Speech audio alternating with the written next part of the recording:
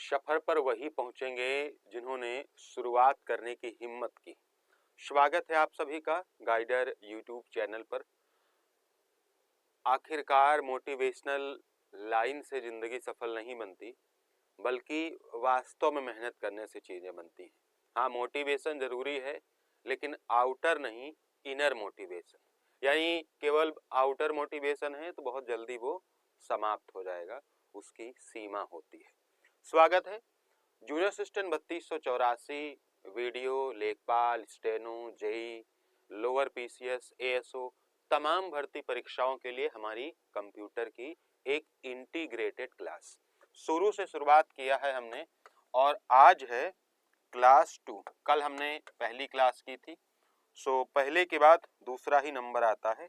तो आज हमारी क्लास क्या है? आज हमारी है क्लास 02, सेकंड क्लास है। पहली क्लास जो नहीं देखे होंगे वो कल की क्लास को देख लेंगे जिससे आपको और अच्छे से समझ में आए।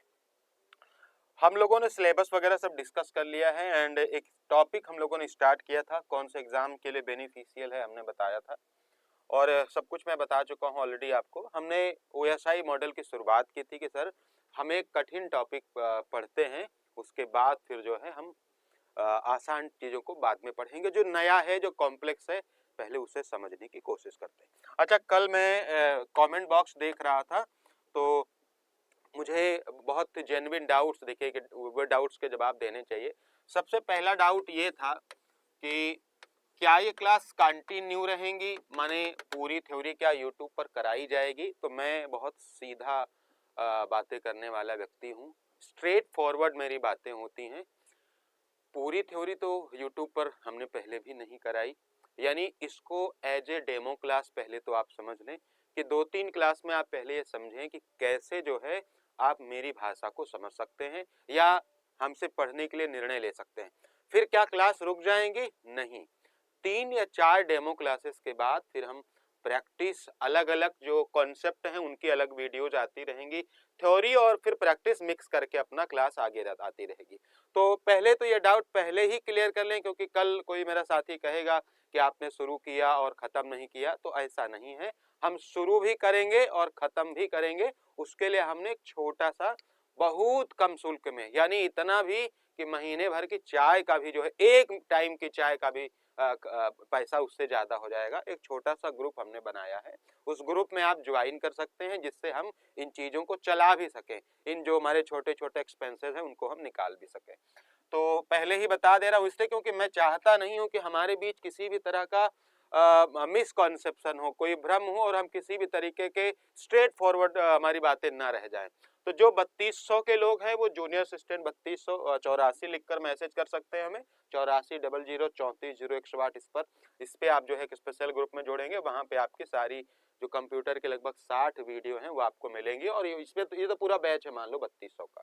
और जो कंप्यूटर की केवल तैयारी करना चाहते हैं वो कंप्यूटर लिखकर हमें इस नंबर पर भेज देंगे, जैसे जेई के, एसओ के, लेखपाल के तमाम और साथी हैं, तो वो इस नंबर पर भेज देंगे तो उनको कंप्यूटर की अलग से अपना वो ग्रुप में जुड़ जाएंगे। तो मैं ये बात पहले ही क्लियर कर देना चाहता हूँ, क्योंकि मैं चाहता नहीं कि हमारे बीच किसी भी तरह का मिसकॉन्सेप्शन हो या हमारी बात अधूरी रह जाए। ये टेलीग्राम चैनल है गाइडर अतुल का, यहाँ पर हमने क्लास के बाद कल पीडीएफ डाल दी थी। ये नोट्स हैं जो कि अभी नहीं, बाद में ये अवेलेबल हो जाएंगी। गाइडर अतुल के नाम से ये टेलीग्राम चैनल है, और यहाँ पे ये ओपन भी होगा। ये है आपका चैनल, तो इस चैनल पर जाकर आप पीडीएफ वगैरह डाउनलोड कर सकते हो। यहाँ पे हम लिंक भी भेज देते हैं और अपना पीडीएफ भी हम भेज देते हैं, ठीक है। तो ये बात हमने पहले इसीलिए क्लियर कर दी कि आपके कोई डाउट्स ना रहे क्लास को लेकर और तमाम चीजों को लेकर, हम स्ट्रेट फॉरवर्ड रहना चाहते हैं। शुरू करते हैं।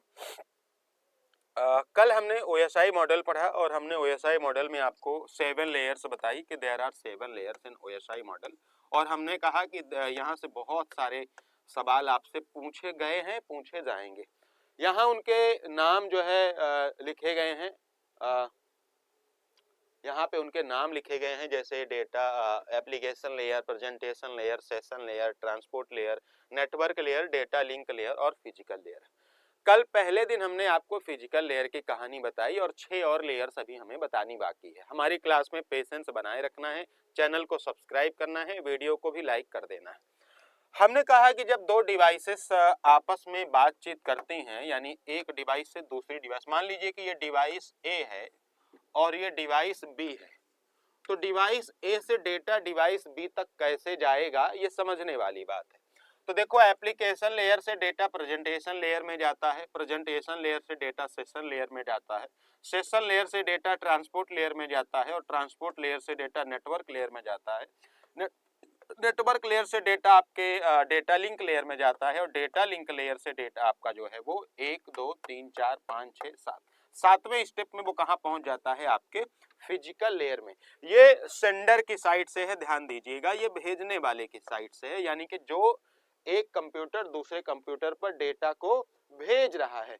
दूसरा, फिर से वही आप शॉर्टलिस्ट के बारे में पूछ रहे हैं, हमने ऑलरेडी कटऑफ बता दी है, उसी पर तैयारी कीजिए, ये इसका कोई अभी मैटर नहीं है, हो जाएंगे, आप निश्चिंत रहिए। ये सेंडर की साइड से है साथियों और ये रिसीवर के साइड से है, यानी आप जिस कंप्यूटर को डेटा भेज रहे हो और जिस कंप्यूटर से डेटा भेज रहे हो। तो यहाँ लास्ट में आपका कौन सा आएगा, फिजिकल लेयर, यानी फ्रॉम द फिजिकल लेयर आपका डेटा सेंड होगा। रिसीवर इसको रिसीव करेगा कहाँ पर सर, फिजिकल लेयर में ही रिसीव करेगा, ध्यान दीजिएगा। और फिजिकल लेयर में कौन सी चीजें जाती हैं, बिट्स, यानी बिट्स का जो है ट्रांसमिशन होता है। डेटा लिंक लेयर में फ्रेम का ट्रांसमिशन होता है, नेटवर्क में पैकेट्स बनते हैं, ट्रांसपोर्ट लेयर में सेगमेंट्स बनते हैं, सेशन लेयर में डेटा डेटा डेटा, इन तीनों में डेटा होता है। सेगमेंट का मतलब अलग अलग टुकड़ों में बांटना, पैकेट का मतलब भी वैसे पैकेट बनाना, फ्रेम का मतलब भी वैसे ही है, फ्रेमिंग करना, डब्बे में भरना, भी बताऊंगा सारी कहानी। बिट्स का मतलब डेटा स्ट्रीम करना। तो यहाँ इस वाली लेयर पे रिसीव करेगा, फिर फिजिकल लेयर से डेटा आपके डेटा लिंक लेयर में जाएगा, डेटा लिंक लेयर से पैकेट लेयर में जाएगा, पैकेट लेयर से आपके ट्रांसपोर्ट लेयर में जाएगा, ट्रांसपोर्ट लेयर से आपके सेशन लेयर में जाएगा, सेशन लेयर से आपके प्रेजेंटेशन लेयर में जाएगा और प्रेजेंटेशन लेयर से आपके एप्लीकेशन लेयर में जाएगा। ये सेंडर टू रिसीवर है, ध्यान दीजिएगा। मैं अगर कोई भी मैसेज यहाँ से भेजूंगा अपने एप्लीकेशन से और आप अपने एप्लीकेशन पर रिसीव करोगे, तो मैं जैसे व्हाट्सएप, आपको मान लो कि व्हाट्सएप, मैं आपको व्हाट्सएप कर रहा हूँ, तो जब मैं व्हाट्सएप ओपन किया तो मैंने क्या ओपन किया, व्हाट्सएप एप्लीकेशन। मैं डेटा भेजूंगा तो एप्लीकेशन से presentation, session, transport, network, data physical, last में फिजिकल पे होते हुए आपके फिजिकल पे रिसीव होगा, फिर फिजिकल से data link, network, transport, session, presentation और आपके व्हाट्सएप पे दिख जाएगा। यानी हमारा जो दिखने वाली लेयर है वो यही है, हमको भी एप्लीकेशन लेयर दिखती है और आपको भी एप्लीकेशन लेयर दिखती है, क्योंकि जो एप्लीकेशन लेयर है वही को हम लोग यूजर लेयर कहते हैं। क्या बोलते हैं सर, उसी को हम लोग यूजर लेयर। तो कल मैं इसको बताना शायद भूल गया था, तो इसलिए मैंने कहा कि एक बार इस सीक्वेंस को बता दिया जाए कि सेंडर टू रिसीवर डेटा जाता कैसे है। कहानी ठीक है, समझ में आ रही, इसको आप याद रखिएगा। तो आप इसको ऐसे याद रखेंगे, top to bottom and bottom to top, दोनों का एप्लीकेशन लेयर ही दिखता है। तो ये कहानी आपकी यहाँ पर क्या हो जाएगी, खत्म हो जाएगी। अब मैं आपको एक छोटी सी और बात जो है बताऊंगा, उसके बाद मैं आपको नेटवर्क लेयर पर ले चलूंगा। बस आपको मुझे ये बताना है कि जो डेटा ट्रांसफर होता है, यानी मैं आपको थोड़ा सा ट्रांसमिशन मीडिया के बारे में बताना चाहता हूँ।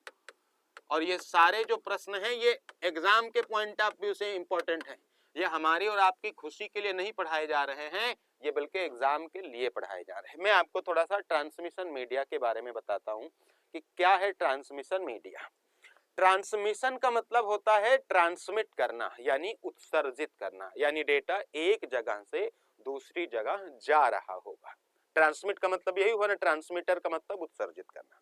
अब अगर आप कंप्यूटर की दुनिया में देखें तो जो ट्रांसमिशन होता है, डेटा का जो आदान प्रदान होता है, वो दो तरीके से होता है। एक जो तार के माध्यम से होता है, यानी जिसको आप वायर्ड बोलोगे, और एक बेतार होता है, यानी जिसको आप वायरलेस बोलोगे।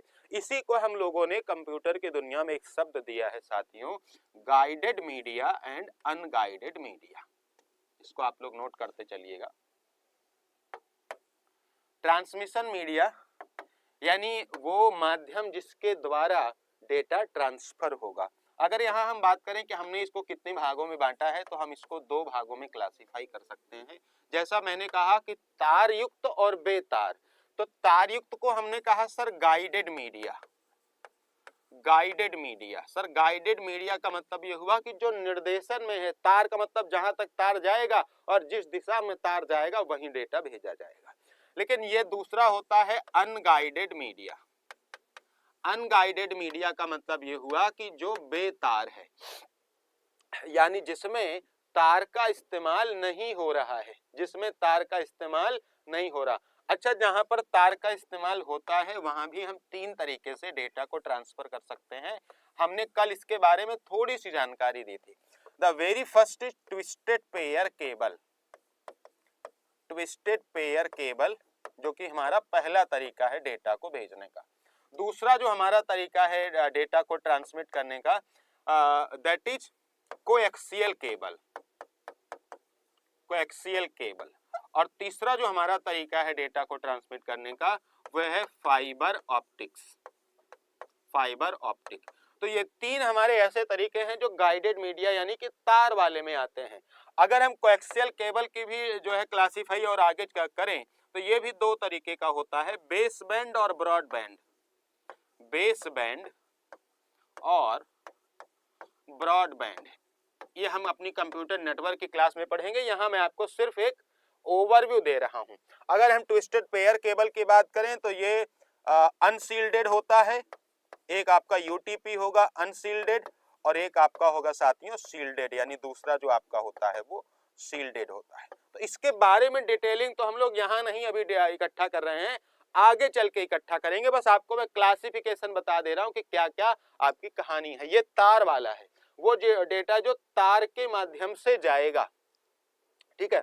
और दूसरा जो अनगाइडेड है, इसके तीन तरीके बेसिकली होते हैं। पहला जो रेडियो वेव्स हैं जो कि बेतार हैं, वायरलेस हैं। दूसरा जो इंफ्रारेड वेव्स हैं, इंफ्रारेड वेव्स। और तीसरा जो है आपका वो माइक्रोवेव्स है, माइक्रोवेव्स। इसके अलावा आपने सैटेलाइट सुना होगा तो वो भी इसी कैटेगरी में ही आता है, अनगाइडेड मीडिया में ही। तो हम केवल अभी क्लासिफाई कर रहे थे कि हाउ वी कैन क्लासिफाई कि डेटा कैसे तारयुक्त और बेतारयुक्त जाता है। ये तीनों तार के माध्यम से चल रहे हैं, twisted pair, coaxial cable and fibre optics. इसमें ब्रॉडबैंड और बेस बैंड, और इसमें अनसील्डेड और सील्डेड। इसकी अनसील्डेड की 5 लेयर्स होती हैं, सबकी अपनी अपनी कैपेसिटी है, बट वो अभी अगर हम बात करेंगे तो हमारा ओएसआई लेयर पीछे छूट जाएगा। तो बस इतना जानते रहिए कि ये ट्रांसमिशन के माध्यम है जो कि फिजिकल लेयर पर काम करते हैं। ध्यान दीजिएगा, ये जो आपका पूरा सिस्टम है, ठीक है। तो चलिए, ये अपना ट्रांसमिशन मीडिया हो गया। अब मैं आपको ओएसआई मॉडल की सेकेंड लेयर जो हम लोग बात कर रहे थे, यानी 7 लेयर में जो दूसरी लेयर है, that is data link layer. अब आप सभी लिखेंगे, दूसरी जो हमारी परत है डेटा लिंक लेयर, उसको हम लोग पढ़ेंगे। क्या इसका काम है, कैसे ये जाता है। अच्छा, एक बात मुझे आपको बतानी है। एक्चुअल में दिक्कत ये है कि मैंने थोड़ा सा टफ टॉपिक चुन लिया है शुरुआत से ही, तो बहुत सारी चीजें लोग नहीं जानते हैं। जैसे यहाँ पर मुझे पहले एक बात बतानी होगी कि जो डेटा एक कंप्यूटर से दूसरी कंप्यूटर में जाता है, हम लोगों ने बचपन से ये पढ़ा है कि कंप्यूटर जो भाषा समझता है उस भाषा का नाम है बाइनरी भाषा। क्या नाम है? Binary language. और हमारा जो भी डेटा ट्रांसमिट होता है, यानी एक कंप्यूटर से दूसरे कंप्यूटर पर जाता है, वो बाइनरी में ही जाता है, या तो 0 में जा सकता है या तो 1 में जा सकता है। मैं एक एग्जांपल के थ्रू आपको समझा दे रहा हूँ कि जैसे अगर हमें 5, एक नंबर 5 है जिसे एक कंप्यूटर से दूसरे कंप्यूटर पर भेजना है, तो क्या वो ऐसे ही जाता है? नहीं, हम लोगों ने इसका रूल पढ़ा हुआ है, 1 2 4 8 16 32, ये रूल है ना। तो 5 बनाने के लिए 4 1 5, जहां जहां की आवश्यकता है वहां 1 लिखना है, जहां आवश्यकता नहीं है वहां 0 लिखना है। तो एक्चुअल में जो 5 है वो 5 की तरह नहीं जाता है, बजाय इसके ये 5 को 1 0 1, ये इसका बाइनरी फॉर्म है ये भी 5, और ये यहाँ डेटा जाएगा कैसे? 1 0 1 में जाएगा। यानी डेटा हमारा डायरेक्ट नहीं जाता बल्कि बाइनरी फॉर्म में जाता है। जैसे मान लो कल को हमको मान लो कि 13 को ट्रांसमिट करना हो, 13 को, तो वो कैसे जाएगा? क्या 13 की तरह जाएगा? नहीं, यहीं में देखना होता, 8 4 12 1 13, यानी ये डेटा 1 1 0 1 यहाँ बनता है और यहाँ पर ये इस तरह ट्रांसमिट होता है। यानी डेटा हमेशा बाइनरी रूप में चलता है, ये मुझे बताना था। और बाइनरी कन्वर्जन कैसे होता है ये हम डिटेल में अलग से पढ़ेंगे नंबर सिस्टम के चैप्टर में। फिलहाल अगर आप कहें तो मैं कुछ बातें आपको यहाँ बता देता हूँ। जैसे 0 के लिए हम लोग 0 ही इस्तेमाल करते हैं, 1 के लिए हम लोग 1 इसका बाइनरी रूप होता है, 2 के लिए जो है वो 1 0 होता है, 3 के लिए जो है वो ऐसे आप इसको ऐसे लिख लीजिए 1 2 4 8 16 30, तो आपको बहुत सारे नंबर के बारे में पता चल जाएगा।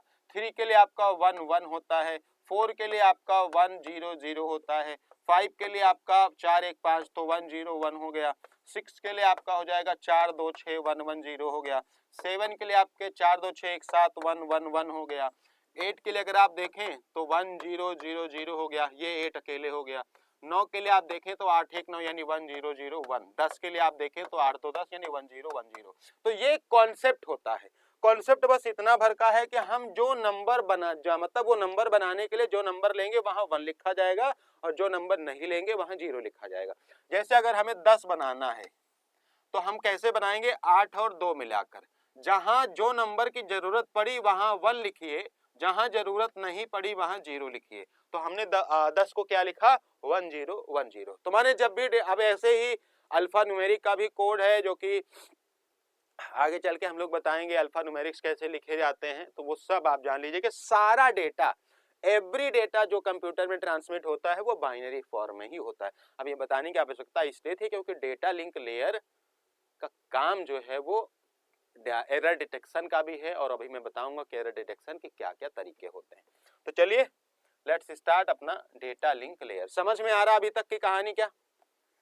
कमेंट करके और लाइक करके हमें बताएंगे।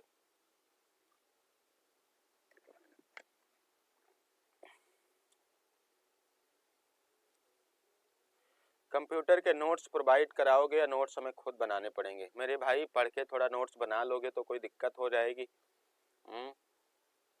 अगर आप पढ़ के नोट्स बना लो तो कोई दिक्कत हो जाएगी?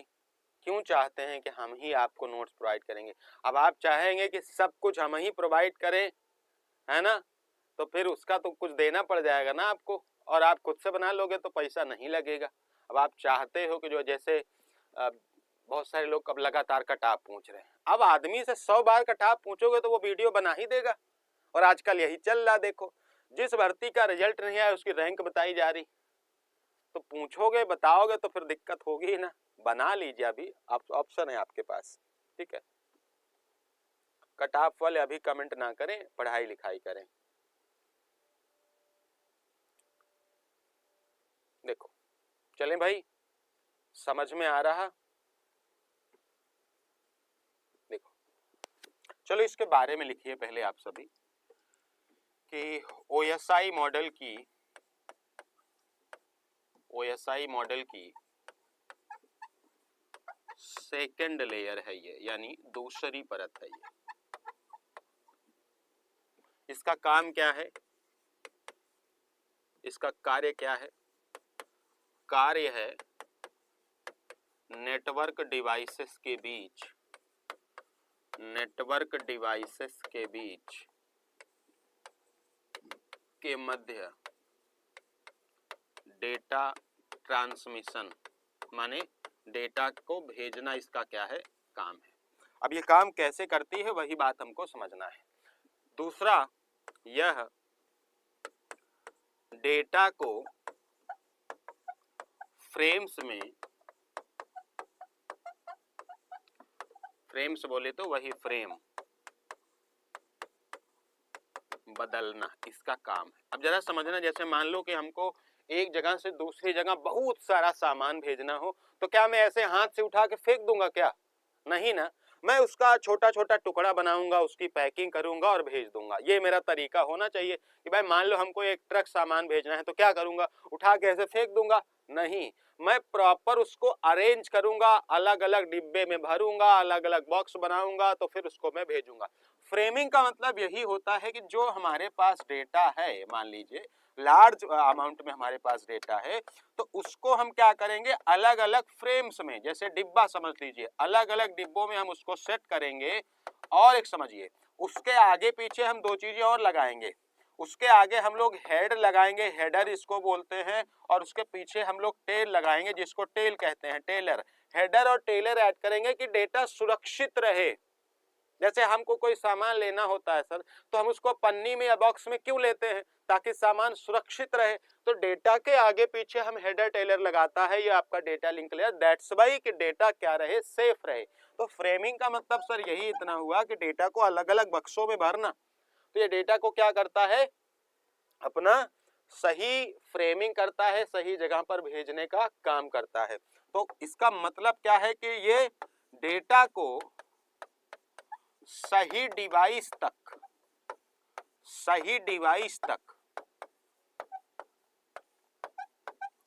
भेजने का कार्य करता है। ठीक है, तो ये समझने वाली बात है। मैं इसके काम को एक बार और अलग से आपको लिखा दूंगा विद इन वेरी शॉर्ट, मतलब छोटे में ही आपको मैं समझा देता हूं कि डेटा लिंक लेयर क्या है और ये कैसे काम करता है। देखो,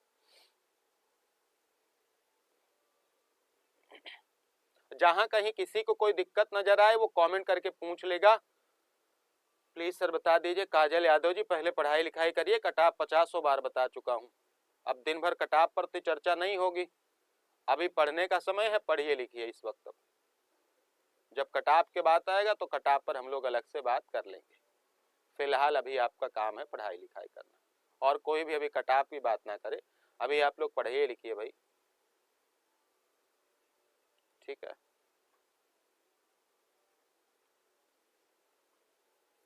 माने अगर आप दिन भर कटाप ही पूछेंगे तो पढ़ाई लिखाई कब करेंगे? आप ही बताइए भाई। अगर आप दिन भर कटाप पूछेंगे तो कब पढ़ाई लिखाई करेंगे?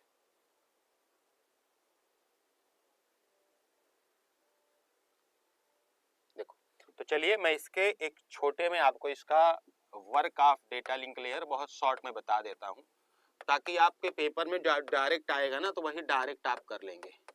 Work of data link layer. दूसरा इसका काम ऐसे पहले वर्बली बता देता हूं कि जैसे एक बड़ी समस्या है डेटा में, कि जैसे आपको भी ये समस्या होती है कि जो डेटा भेजा जाए वही डेटा रिसीव हो, जो डेटा भेजा जाए वही डेटा रिसीव हो। अगर उसमें कोई गड़बड़ी पाई गई तो मान लो कि आपने यहां से भेजा 5, वहां पहुंचा 4, या फिर आपने नंबर भेजा 13, वहां पहुंच गया 23, आपने भेजा 43, वहां पहुंच गया 33, या फिर आपने भेजा 10 KB, वहां डेटा पहुंचा केवल 8 KB। तो सर ये भी तो समस्या है कि सेंडर और रिसीवर की तरफ से एरर हो सकती है डेटा में। तो एरर को डिटेक्ट करना, एरर को ठीक करना तो अलग स्टेप है, सही करने से ज्यादा इंपॉर्टेंट है गलती को पकड़ना। ये जरूरी तो नहीं कि जो डेटा भेजा जाए उतना ही डेटा पहुंच जाए, कतई जरूरी नहीं। कहीं कोई गलती हो सकती है, भूकंप आ जाए, हवाएं चलने लगे, तूफान चलने लगे, नेटवर्क टावर टूट जाए तो हो सकता है, या केबल में कोई कमी आ जाए, चूहे काट दे तो हो सकता है लेस डेटा ट्रांसमिट हो। वो पकड़ेगा कौन, वो बताएगा कौन कि सर जितना डेटा भेजा था उतना ही पहुंचा है? अगर उससे कम पहुंचेगा तो दिक्कत है ना जी। तो ये जो हमारा डेटा लिंक लेयर है इसका काम वैसे एरर डिटेक्शन है। वैसे एरर डिटेक्शन का काम 2 लेयर करती हैं, आपका डेटा लिंक लेयर भी करता है, आगे चल के ट्रांसपोर्ट लेयर भी ये काम करेगा। तो कल को ट्रांसपोर्ट लेयर में ये बात पढ़ाने लगूंगा तो ये कहिएगा मत कि सर ये तो आप डेटा लिंक लेयर में पढ़ा चुके हैं। 2 लेयर ऐसी हैं जो गलतियां पकड़ने का काम करती हैं, ठीक करने की विधि से सवाल आ चुका है। गलतियों की ठीक करने से विधि से 2-3 सवाल आ चुके हैं, ICMP कोड आ चुका है, पैरिटी बिट आ चुका है। तो याद रखिएगा, अभी कहानी शुरुआत है, मैं कह रहा हूं कि हम डिटेल में इसीलिए पढ़ रहे हैं। तो मैं इसके काम को पहले समझाने की कोशिश करता हूं। सबसे पहला इसका काम है सर फ्रेमिंग करना, जो मैंने आपको बताया कि डेटा को अलग अलग बॉक्स में भरना, that is called framing. Second इसका काम है सर एरर डिटेक्शन, करेक्शन भी इसी का काम है, मैं बताऊंगा। दूसरा काम है एरर डिटेक्शन, यानी गलती को पकड़ना कि डेटा में कहीं कोई एरर ना हो जाए। और उसके लिए मैं आपको आगे चल के बताऊंगा कि उसके लिए बहुत सारे तरीके बनाए गए हैं। जैसे अगर आप देखें तो पैरिटी बिट बनाया गया, यानी जिसमें single parity, double parity, 2 dimensional parity, 2D या 1D पैरिटी है। इसके अलावा आपका CRC बनाया गया, साइक्लिक रिडंडेंसी चेक। इसके अलावा आपका हैमिंग कोड बनाया गया, हैमिंग कोड बनाया गया, हैमिंग डिस्टेंस होती है, आपका चेकसम बनाया गया, ठीक है। तो ये तरीके हैं एरर डिटेक्शन के और करेक्शन के, मैं बता रहा हूं ये डिटेक्शन के हैं। इसके बाद इसका जो तीसरा काम है वो एरर करेक्शन है, डिटेक्ट करने, ये डिटेक्ट करने का केवल गलती जानने का तरीका है सर, ठीक है। और ये एरर करेक्शन का तरीका है, एरर करेक्शन भी इसी का काम है। तो इसके काम पहले लिख लीजिए जो कि आपके पेपर में डायरेक्ट आएंगे। इसके अलावा इसका सबसे बड़ा काम है सर फ्लो कंट्रोल। ये सब छोटी छोटी बातें इंजीनियर से पूछो कितनी जरूरी हैं।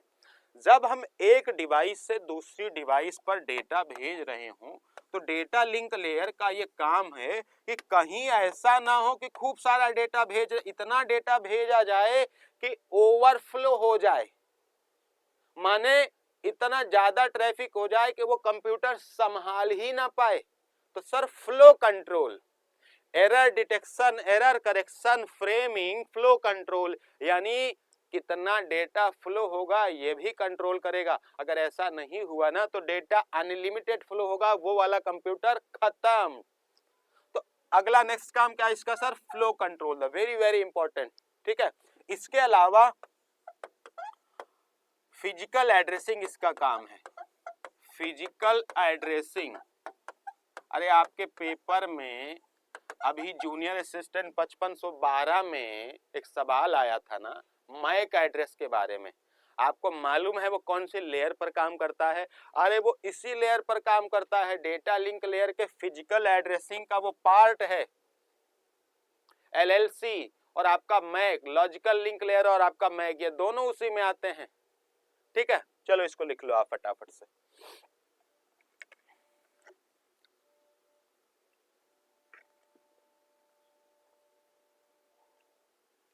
ठीक है, नेक्स्ट आपको मैं ये बताने चल रहा हूं, इसको आप लिख लीजिए।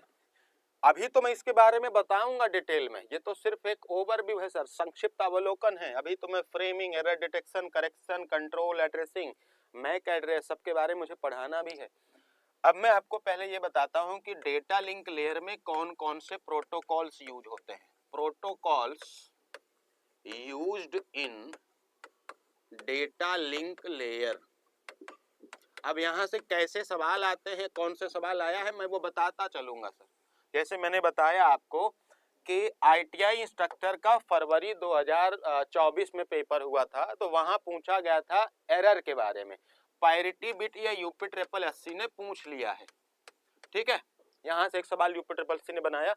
दूसरा सवाल फिजिकल एड्रेसिंग के मैक एड्रेस से बना चुका है ना। तीसरा सवाल जहां से बताने चल रहा हूं वहां से एक सवाल आया था और बहुत जबरदस्त सवाल आया था।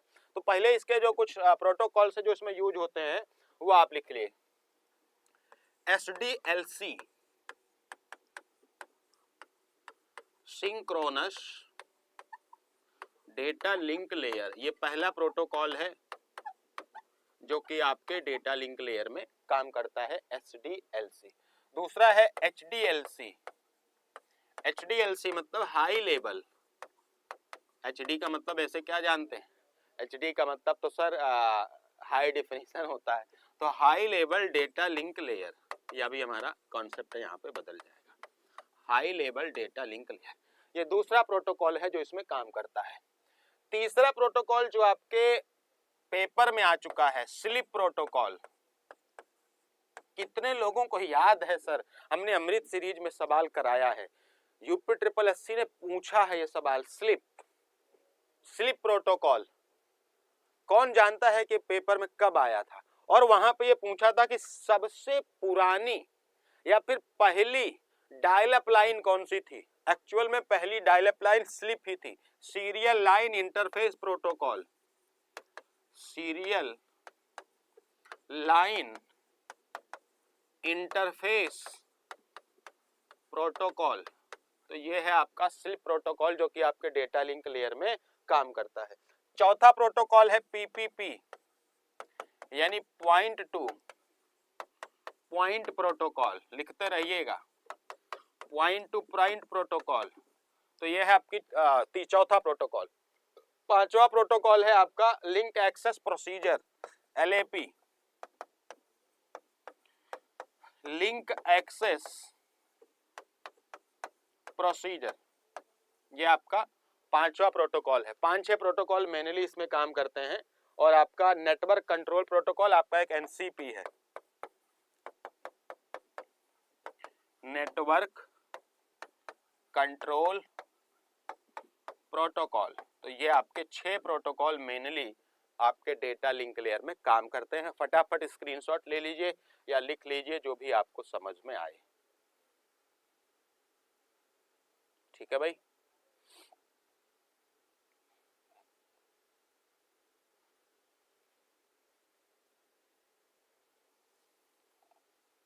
खटाखट से इसको लिख लीजिए।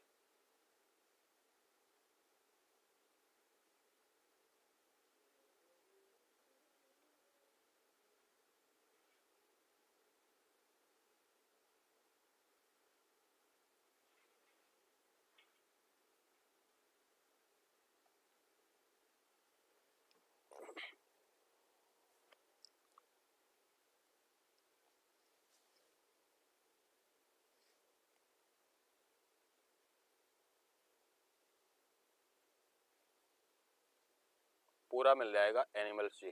देखिए जो भी मेरे साथी हैं पहले ईजीटी टॉपिक करवा देते। कठिन लग रहा क्या? क्या कठिन लग रहा आपको? मतलब अब मैं इंट्रोडक्शन आप कंप्यूटर कराता तो वो लगभग सब पढ़े। देखो टेंशन बात नहीं है, हमें एक दिन करना ही है और मैं आपके साथ हूँ। चिंता आपको नहीं करनी, चिंता मुझे करनी है कि मैं समझा पाऊंगा या नहीं। मैं ये कह रहा हूँ कि जैसे जो ट्रक होती है, ट्रक को काम करने के लिए कुछ चीजें चाहिए ना, ड्राइवर, पेट्रोल, इंजन, पहिए, वैसे ही डेटा लिंक लेयर को काम करने के लिए कुछ चीजें चाहिए।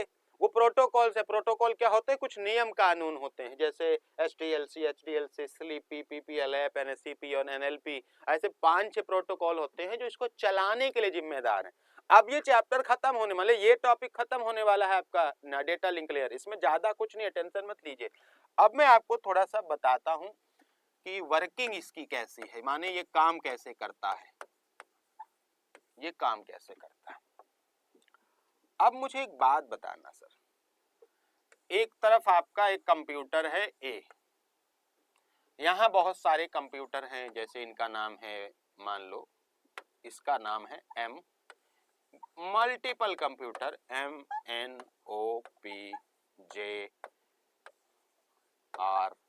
मान लो कि बहुत सारे कंप्यूटर हैं। अब डेटा भाई दुनिया में क्या एक ही कंप्यूटर है क्या? नहीं, ओ लेवल के लिए बैच लाइए। अरे मेरे भाई विनय भाई, इसी से काम चल जाएगा और एक दो उसका पेपर जो अलग होता है उसको अलग से आप पढ़ लीजिए।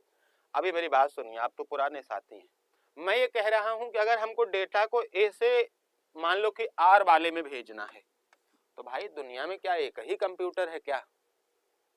नहीं। अच्छा मान लो ये सब केबल से जुड़े हुए हैं, ये सब आपस में केबल से जुड़े हुए हैं मान लो, तो हम ऐसा कैसे करेंगे कि कंप्यूटर ए से डेटा आर में ही जाए? जैसे आप किसी को चिट्ठी भेजते हो, लेटर भेजते हो, किसी को आप मैसेज भेजते हो, तो क्या तरीका है कि वो मैसेज उसी व्यक्ति को पहुंचे जिसको आप भेज रहे हैं? आपके व्हाट्सएप में तो 100 लोग जुड़े हुए हैं, फिर वही व्यक्ति के पास मैसेज कैसे जाएगा जिसको आप भेज रहे हैं? तो सर इसका मामला यह है कि उसका हमें पता मालूम होना चाहिए, जिसके पास भेजा जाना है उसका मोबाइल नंबर मालूम होना चाहिए, जिसके पास चिट्ठी भेजी जानी है उसका नाम, पता, पिन कोड, एड्रेस, ये पता होना चाहिए ना। बस वही बात है सर। ये जो हमारा डेटा लिंक लेयर है, ये डेटा को फ्रेम्स में बदलता है ताकि डेटा को व्यवस्थित ढंग से, डेटा को व्यवस्थित ढंग से भेजा जा सके। लेकिन एक दिक्कत है कि ये भेजेगा कैसे? तो यहां हर कंप्यूटर का, अब मैं इसको मिटा के 2-3 कंप्यूटर लिख दे रहा हूं, जैसे मान लो कि ये है अपना R, ये है अपना P और ये है अपना T। अब यहां हमें लिखना ये है कि प्रत्येक कंप्यूटर का या प्रत्येक डिवाइस का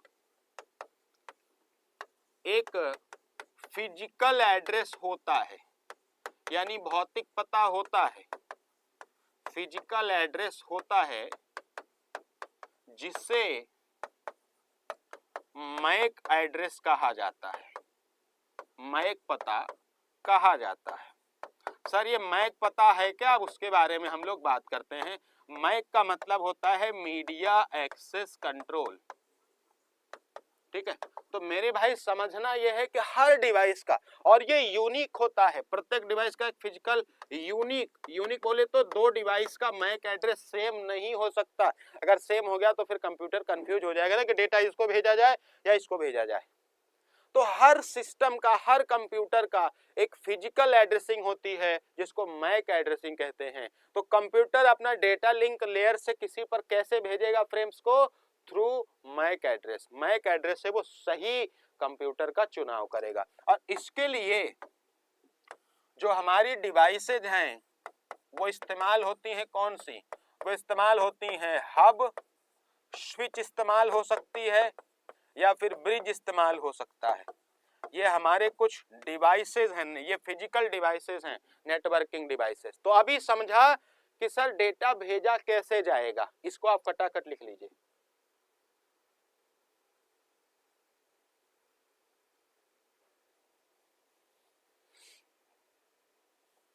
समझ में आया क्या?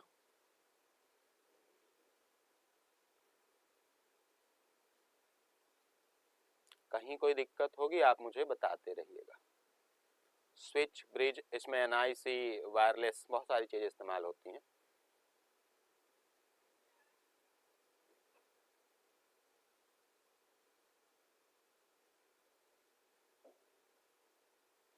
ठीक है भाई।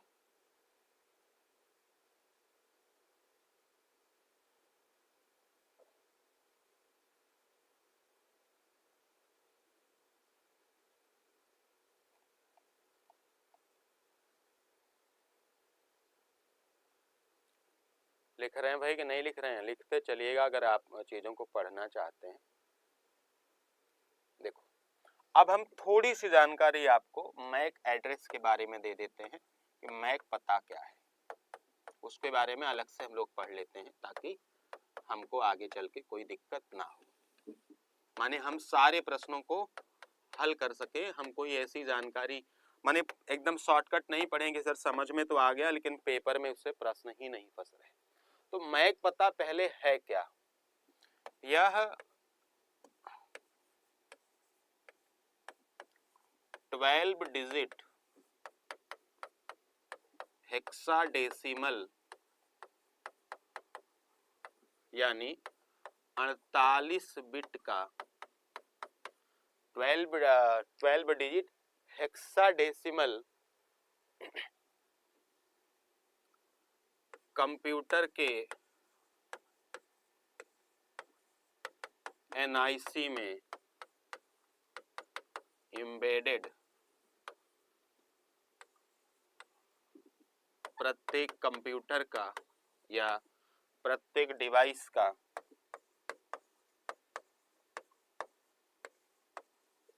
यूनिक पता है, यूनिक एड्रेस। यूनिक इसलिए बोल रहा हूं क्योंकि दो डिवाइसेस के जो मैक पते हैं वो कभी भी सेम नहीं हो सकते। ये काम करता है थ्रू IEEE, अपना एक प्रोटोकॉल है IEEE जिसको बहुत सारे लोग पढ़ते हैं।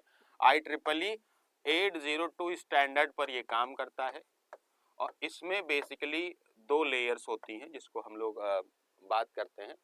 इसमें एक्चुअली दो लेयर हैं आपके LLC मतलब लॉजिकल लिंक, माने कुछ चीजें ऐसे हैं जो लॉजिकल लिंक कंट्रोल है और आपका मीडिया एक्सेस कंट्रोल है। आपका LLC और MAC MAC, logical link control और मीडिया एक्सेस कंट्रोल। तो ये दो स्टैंडर्ड्स पर काम करता है। पहले आप यहाँ तक लीजिए, फिर हम 48 बिट का भी क्लासिफिकेशन कर देंगे कि ये कैसे अपना काम करता है। ठीक है, देखो फटाफट इसको लिखते चलिए, ज्यादा इसमें कोई पढ़ने पढ़ाने वाली बात नहीं, बस खत्म होने वाली है कहानी।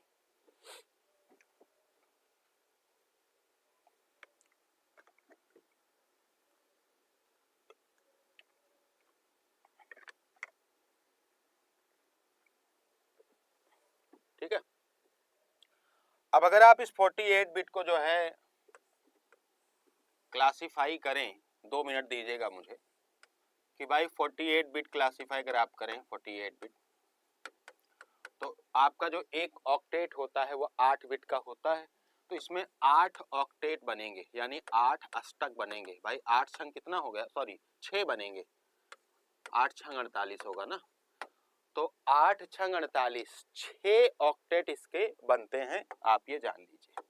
तो जैसे 1 2 3 4 5 और 6, ये 6 ऑक्टेट आपके बनेंगे। तो इसको आप मान लीजिए कि octet 1, octet 2, octet 3, octet 4, octet 5 और ऑक्टेट 6। इसमें कहानी मैं इसलिए बता रहा हूं क्योंकि जो आपके शुरुआत के 3 ऑक्टेट्स हैं, ये और ये, इसमें एक्चुअली में मैन्युफैक्चरर की डिटेल होती है, मैन्युफैक्चरर की डिटेल होती है जिसको कहते हैं OUI। शुरुआत की जो 3 लेयर होती हैं वो मैन्युफैक्चरर डिटेल होती है। ऑर्गेनाइजेशनली यूनिक आइडेंटिफायर, आप लिखना चाहें लिख लें, जिस ऑर्गेनाइजेशन ने बनाया, ऑर्गेनाइजेशनली यूनिक आइडेंटिफायर। तो शुरुआत की आपकी 24 बिट है, वो आपके मैन्युफैक्चरर की डिटेल बताती हैं, और जो आपकी लास्ट की 3 ऑक्टेट हैं ये आपके NIC यानी नेटवर्क इंटरफेस कार्ड में होते हैं, और ये आपके आगे की चीजों के लिए बताए जाते हैं। माने शुरुआत में जो अपना जिस आदमी ने इसको बनाया, जैसे मान लो हर कंपनी के लिए अलग अलग अपना, जैसे सिस्को के लिए अपना अलग बनाया। एक मैं आपको दिखा देता हूं पहले एड्रेस, देखो जैसे मैंने लिखा 00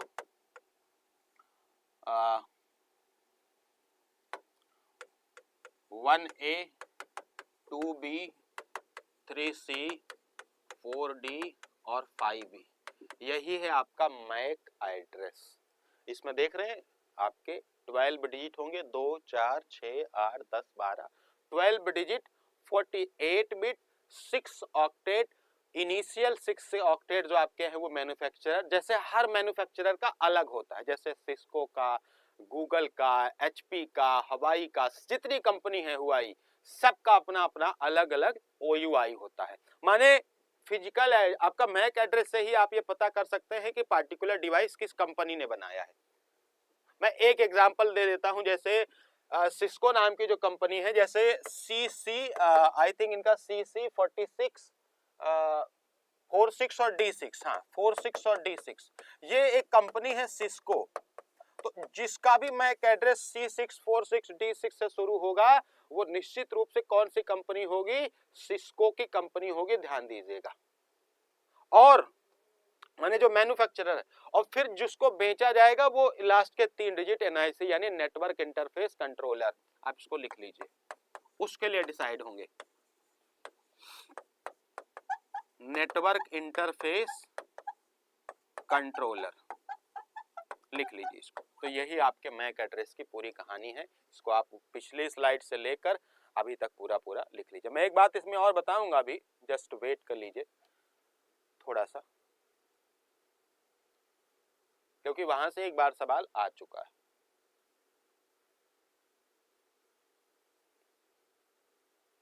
एक्चुअली इसी में 2 टर्म और होते हैं, मैं यहीं पे चाहूं तो आपको बता दूं। जैसे हर ऑक्टेट, जैसे सारा ऑक्टेट है, हर ऑक्टेट में आपको पता है कि 8 बिट होती हैं, 8 बिट, 1 2 3 4 5 6 7 8, 1 2 3 4 5, तो B0 B1 B2 B3 B4 B5 B6 और B7, आप देखेंगे कि 8 बिट का पूरा पूरा आपका डेटा हो गया। इसमें एक सवाल आया हुआ था, दैट्स वाई मैं यहाँ से आपको बता दे रहा हूँ कि जैसे 2 चीजें होती हैं, एक होता है 0 जो कि यूनिकास्ट के लिए होता है, अगर लास्ट में 0 रहेगा तो यूनिकास्ट, अगर 1 रहेगा तो आपका मल्टीकास्ट होता है। अब सर ये यूनिकास्ट और मल्टीकास्ट क्या है, यानी जो ऑक्टेट है अगर उसका लास्ट बिट यानी LSB आपका जो है लास्ट बिट आपका 0 है तो वो यूनिकास्ट डिवाइस के लिए है, और अगर लास्ट डिजिट आपका 1 है तो मल्टीकास्ट है। फर्क समझ लीजिए, यूनिकास्ट का मतलब एक डिवाइस से एक ही डिवाइस में डेटा जा रहा है, device to device, point to point, PPP। लेकिन मल्टीकास्ट का मतलब है कि एक डिवाइस से बहुत सारी डिवाइसेस को पैरेलल टाइम में डेटा जा रहा है, मतलब बहुत सारे डिवाइसेस एक साथ कनेक्ट है। लेकिन यूनिकास्ट का मतलब, यूनिक का मतलब वैसे भी वन होता है, तो 1 to 1 that is unicast, and multicast मतलब 1 to many। तो ये आप मैक एड्रेस के बारे में लिख लीजिए। यूनिकास्ट, मल्टीकास्ट, ब्रॉडकास्ट भी होता है।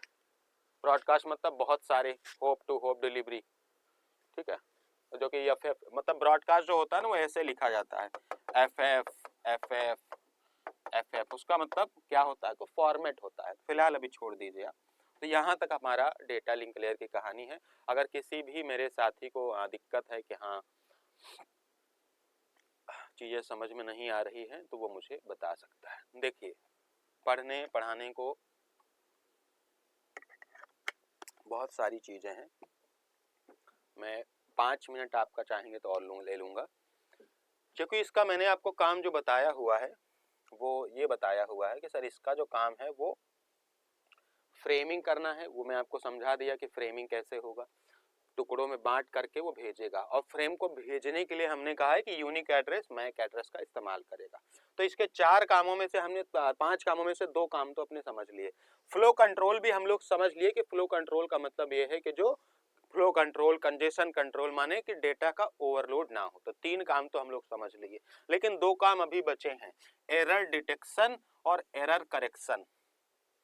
तो क्या आप हाथ उठाकर बताइए, क्या इतने से काम चल जाएगा? क्या आप जानते रहें कि पैरिटी बिट एरर करेक्शन का तरीका है, या CRC cyclic redundancy check error correction का तरीका है, हैमिंग कोड एरर करेक्शन में आता है, चेकसम आपका एरर करेक्शन में आता है? क्या इतने से काम चल जाएगा, या इसको थोड़ा सा और डिटेल में बताया जाए? आप सभी कमेंट करके मुझे बताइए, तो फिर मैं आगे बढ़ूं।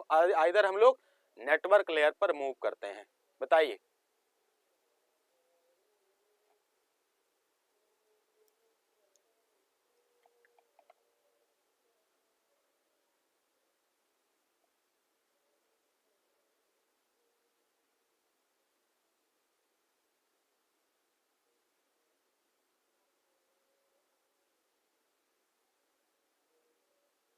बताओ भाई, पढ़ रहे हैं, समझ में कुछ आ रहा है? ठीक है, तो आप लोग कमेंट करते रहिए, तब तक मैं आपको बता देता हूं कि जो भी मेरे साथी हमारे साथ जुड़ना चाहते हैं 3200 के ग्रुप में, अभी छोटा सा स्मॉल ग्रुप शुरू किया है, तो वो जूनियर असिस्टेंट 3284 लिखकर 8400340108 पर वो भेज देंगे। यहाँ पर नए फ्रेश ग्रुप्स स्टार्ट हो रहे हैं, नए बैचेज स्टार्ट हो रहे हैं। आप इनमें पढ़ेंगे कंप्यूटर, यूपीजी के, हिंदी, रीजनिंग, जीएस, और 12 test series, full 12 test series के साथ।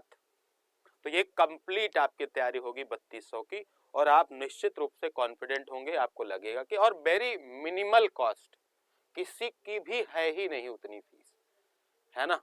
और जो कंप्यूटर अकेले पढ़ना चाहते हैं वो यहाँ से अपना पढ़ लिख सकते हैं। कंप्यूटर और यूपीजी के मल्टीपल एग्जाम, जितने exams UP triple S C के हैं, लेखपाल, lower, AGTA, ASO, JE, junior assistant, VPO, VDO आने वाली सभी एग्जाम्स के लिए इक्वली बेनिफिट होगा। अभी से आप चीज़ों को पढ़ सकते हैं, स्टेनो, ड्राफ्टमैन, सब के लिए। तो आप भी इसके लिए यहाँ पे मैसेज कर सकते हो। टेलीग्राम चैनल जरूर ज्वाइन कर लीजिए गाइडर अतुल का, जो कि अभी आपको मिल जाएगा, जिस वीडियो के नीचे डिस्क्रिप्शन होगी वहां से भी आपको मिल जाएगा। ठीक है भाई, ये है आपका टेलीग्राम चैनल। तो हमने आपसे पूछा कि डिटेल से बता दीजिए सर, इतना पर्याप्त है सर? अच्छा कोई बात नहीं, 5 मिनट दीजिए मुझे। 5 मिनट तो ज्यादा नहीं होंगे ना, 5 मिनट में आपका ले लेता हूं। तो प्यारे साथियों, हो जाएगा भाई संजीव जी, हो जाएगा। मैं कैसे कहूं बताओ, कैसे कहूं आप बताओ, मेरी बात सुनिए। मैं आपको बताता हूं टाइप ऑफ एरर के बारे में थोड़ी सी कहानी, और मैं आपको फटाफट बताने की कोशिश करूंगा। टाइप ऑफ एरर जो आपके डेटा लिंक लेयर में होती है वो 2 तरीके की होती है। हम लोग पहले एरर डिटेक्शन के बारे में समझेंगे। डेटा लिंक लेयर में जो गलतियां होती हैं वो 2 तरीके की होती हैं। एक तो आपका सिंगल बिट एरर होती है, और दूसरी आपकी बर्स्ट एरर होती है। यानी सिंगल बिट एरर का मतलब एक बिट में गलती हो गई। कैसे, मैं अभी बताता हूं। एक बिट में गलती हो जाना, इसको कहते हैं सिंगल बिट एरर। अगर बस्ट एरर की बात करें कि 2 या 2 से अधिक बिट में, 2 या 2 से अधिक बिट्स में गलती हो जाना, अधिक बिट्स में एरर को फाइंड आउट करना। अब मैं इसका बेसिक एग्जांपल आपको देता हूं कि सर कैसे। मान लीजिए कि आपने कोई डेटा 1101 भेजा, क्या भेजा, 1101, ये आपने सेंड किया। जहां रिसीव हुआ वहां ऐसा डेटा नहीं रिसीव हुआ, बजाय वहां 1001, माने भेजा तो आपने 1101 और वहां रिसीव हो गया 1001।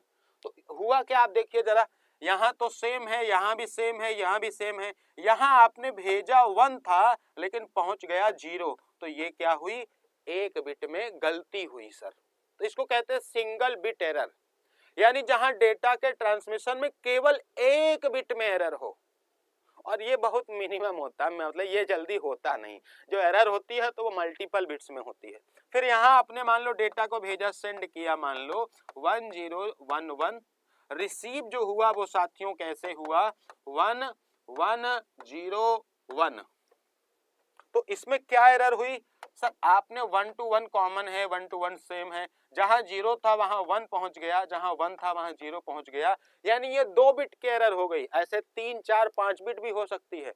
तो मेनली इसमें 2 तरीके की एरर होती है, सिंगल बिट एरर और बस्ट एरर। आपके लिए ये चीज है। मैं इसको फिगर से भी एक बार और समझा देता हूं कि फिगर में अगर आप देखें तो मैंने ये सिंगल पैरिटी बिट लिया है, सिंगल बिट एरर लिया है, ये देखो। तो इसमें आप देख रहे होंगे, ये मान लो कि 8 बिट का पूरा डेटा जा रहा है।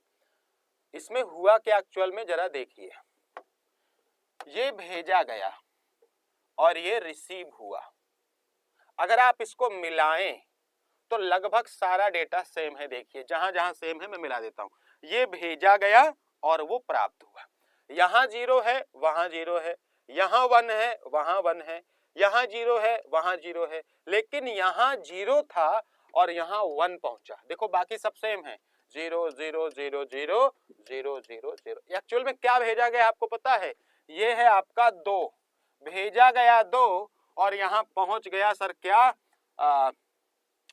1 2 4 8, यहां पहुंच गया सर 9। इतना बड़ा अंतर हो गया, एक बिट से इतना बड़ा अंतर हो गया। आपका 1 2 4 8, यहां पहुंच गया सॉरी 10, यहां पहुंच गया 10 और भेजा कितना गया था, केवल 2। एक बिट से इतनी बड़ी एरर होती है। नंबर भेजा गया था 2, एक बिट की गलती से डेटा हो गया सर 10। तो इसको कहते हैं सिंगल बिट एरर, एक बिट में गलती हो। इसके अलावा जो बस्ट एरर है आपकी, यानी जिसमें मोर देन 1 बिट में गलती हो, दैट इज ये आपका फिगर आप देखोगे। इस फिगर में अगर आप देखोगे तो ये आपका भेजा गया है सेंट और ये आपका रिसीव हुआ है। यहाँ अगर सारी बिट्स को आप कंपेयर करें तो यहाँ वाला 0 1 हो गया है, यहाँ वाला 0 1 हो गया है, यहाँ वाला 0 1 हो गया है। करप्टेड बिट्स का मतलब जो गलत चली गई। तो जहां मोर देन हो 1 होगा, दैट इज आपका बस्ट एरर, और जहां सिंगल बिट एरर होगी वहां एक की गलती हो जाएगी। लेकिन सर आपको मालूम है ये तो गलतियां हैं कि जहां एक बिट की गलती हो या फिर एक से ज्यादा बिट की गलती हो। मान लो कि आपको पता चल गया कि गलती है, लेकिन आप मालूम कैसे करेंगे कि कहां गलती है, कई बार नहीं मालूम पड़ेगा। और गलती को सही कैसे करेंगे, तो सही करने के 2 तरीके हैं सर, बैकवर्ड और फॉरवर्ड। जब आपको पता चल जाए कि डेटा में एरर है तो बैकवर्ड एरर का करेक्शन ये कहता है कि जो भी भेजने वाला है उसको बोलो कि दोबारा से सही भेजो, ये तरीका है। और फॉरवर्ड ये कहता है कि जो डेटा आ गया है वो दोबारा नहीं भेजा जाएगा बल्कि उसको करेक्ट कीजिए। तो दूसरा तरीका ज्यादा चलता है, बार बार कौन ट्रांसमीटर को बोलेगा कि भाई दोबारा डेटा भेजो। तो ये 2 तरीके के एरर्स आपके इसमें होते हैं। और अगर हम एरर करेक्शन की बात करें कि सर मान लो ये पता चल गया कि गलती क्या है, अगर ये पता चल गया कि गलती क्या है तो सर उसको सही करने का भी तो तरीका मालूम होना चाहिए। तो उसको सही करने का तरीका है सर सिंगल पैरिटी बिट। मैं भी बताता हूं क्या है सिंगल पैरिटी बिट। अब इसमें भी दो तरीके होते हैं, वो इवन पैरिटी भी हो सकती है, वो ऑड पैरिटी भी हो सकती है, और इवन और ऑड में ज्यादा इस्तेमाल इवन का ही होता है, दोनों का तरीका सेम है। ये है आपका डायमेंशनल पैरिटी बिट।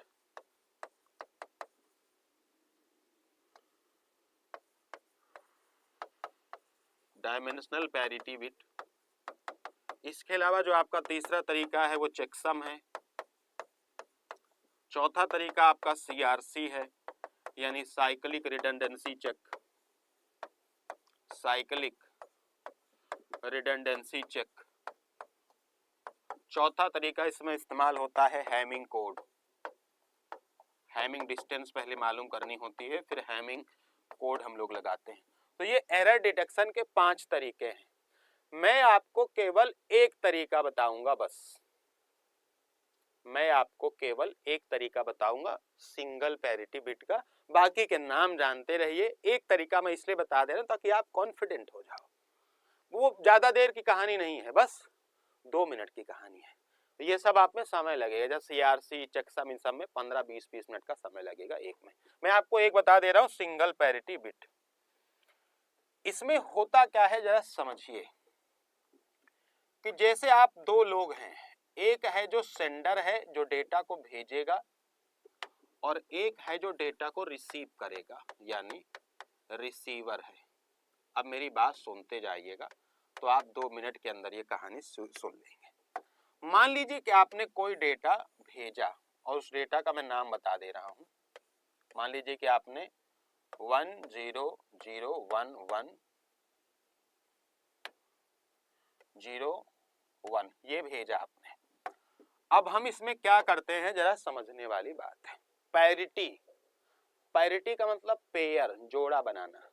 उसमें 2 पैरिटी है, इवन पैरिटी और ऑड पैरिटी। आप 2 मिनट मेरी कहानी सुन लीजिएगा। अब ये डेटा वहां गया, मान लीजिए यहां पर ये डेटा गया, और मैं लिख दे रहा हूं कि यहां पर क्या रिसीव हुआ। अभी आप लोग बताइएगा। जैसे 101011 यहाँ पे रिसीव हुआ मान लीजिए। तो हम कैसे वेरीफाई करते हैं कि सेम डेटा रिसीव हुआ है या नहीं रिसीव हुआ है? इसका सबसे बेसिक तरीका बता रहा हूं। अभी तो एडवांस में बहुत सारे तरीके हैं और इसके लिमिटेशंस हैं।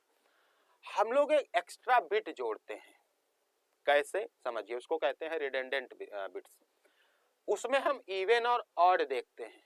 आप काउंट कीजिए, जो 1 है, सुनिएगा आप, लॉजिकल बात है, अभी इधर उधर ताकने झांकने का समय नहीं है सर, सुनिएगा मेरी बात। जो 1 है, जैसे ये 0101 है ना, 2 ही चीजें हैं 0 और 1। जो 1 है उसको गिनिए आप, जैसे 1 2 3 कितनी बार है? 3 बार। हम लोग इवन पैरिटी लगाएंगे, ज्यादातर यही लगती है। कितनी बार है? 3 बार। इवन का मतलब क्या होता है? सम संख्या। अगर इसको हम सम बार बनाना चाहते हैं तो क्या करेंगे? अपनी तरफ से अगर एक जोड़ दें, एक बिट जोड़ रहे हैं, उसमें 1 वाली जोड़ रहे हैं, तो हम ये समझ चुके हैं कि हम जो डेटा भेज रहे हैं उसमें जो 1 की संख्या है वो सम है। 1 की संख्या क्या है? वो सम है। 1 की संख्या क्या है? वो सम है। 1010, इसको थोड़ा सा करेक्ट करना पड़ेगा क्योंकि हम सिंगल पैरिटी बिट बता रहे हैं, तो इसके लिमिटेशंस हैं कि ये एक ही बिट तक बता सकता है, तो इसको सोच कर लिखना पड़ेगा। 1 2 3 4 5 6 7, 1 2 3 4 5 6 7, 7 बिट। तो ये है 10101111। अब सुनिएगा बात को। जब आप 1 2 3 4 5 6 बिट भेज रहे थे तो आपने एक बिट अपनी तरफ से जोड़ दी ताकि जो नंबर ऑफ 1 है, एक की संख्या सम हो जाए। अब देखो एक कितनी बार है? 1 2 3 4, यानी एक की संख्या सम बार होनी चाहिए। वहां रिसीव हुआ, आपने एक की संख्या गिनी, 1 2 3 4 5। अरे हमने तो भेजा था सम बार, ये तो विषम बार निकल गई। इसका मतलब कहीं ना कहीं कोई ना कोई गलती है। और मेरे भाई अगर हम इस बात को भूल जाएं तो आप देखेंगे कि एक बिट में गलती हुई होगी। 1 का 1, 0 का 0, 1 का 1, 0 का 0, जहां पे 0 है सर वहां पे 1 रिसीव हो गया है। 1 बिट, सिंगल पैरिटी बिट इसको बोलते हैं, इवन पैरिटी भी इसी को बोलते हैं। हम एक की संख्या गिनते हैं, उसमें अपनी तरफ से एक बिट जोड़ते हैं अगर जरूरत है तो। अगर यहाँ 4 बार होता तो फिर यहाँ 0 लिखते, और यहाँ जैसे ही गलती होगी अगर 0 का 1 हुआ कहीं भी या 1 का 0 हुआ कहीं भी तो सम विषम बन जाएगा। यह है इवन पैरिटी। क्या ये बात समझ में आई? इसका एक और एग्जांपल मैंने फिगर के थ्रू भी लिया था, अगर आप चाहें तो मैं आपको दिखा सकता हूं। ये देखो आप, हमने डेटा को ट्रांसमिट किया, सेंडर की तरफ से 10110111 भेजा जाना है। तो इसमें देखा हमने 1 2 3 4 5 5 बार था, तो हमने तरफ से एक जोड़ दिया, इससे ये सम बार हो गया। एक की संख्या जो है वो सम बार हो गई, यानी वहां भी सम बार रिसीव होना चाहिए। यहाँ डेटा आया, हमने गिना 1 2 3 4 5 6, यानी यहाँ 6 बार ही आया। अगर सम आया, अगर इवन आया तो एक्सेप्ट कर लेंगे, अगर इवन नहीं आया तो रिजेक्ट कर देंगे, माने बता देंगे कि इसमें गलती है। यही है सिंगल पैरिटी बिट। मैं आगे की कोई एरर नहीं बता रहा हूं बिकॉज उसमें बहुत सारा समय लगेगा।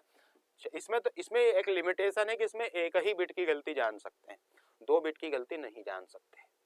इसलिए आगे 2 बिट के लिए आपको डायमेंशनल यानी 2D पैरिटी बिट मालूम होना चाहिए, और 2 से ज्यादा के लिए आपका चेकसम इस्तेमाल होता है, CRC इस्तेमाल होता है और हैमिंग कोड इस्तेमाल होता है। तो ये अगर आप पढ़ना चाहेंगे तो मैं आपको अलग किसी दिन पढ़ा दूंगा। बाकी आज के लिए मुझे लगता है कि ये इतना बहुत है, वरना आप लोग कंटेंट के बोझ तले दब जाएंगे। क्या कहते हैं? तो आज हम केवल एक ही लेयर पढ़ पाए। तो बात समझ में आई? एक बार मुझे बताइए कि सिंगल पैरिटी बिट कितने लोगों को समझ में आई? बस मुझे इतना बता दीजिए, फिर मैं आगे बढ़ूं।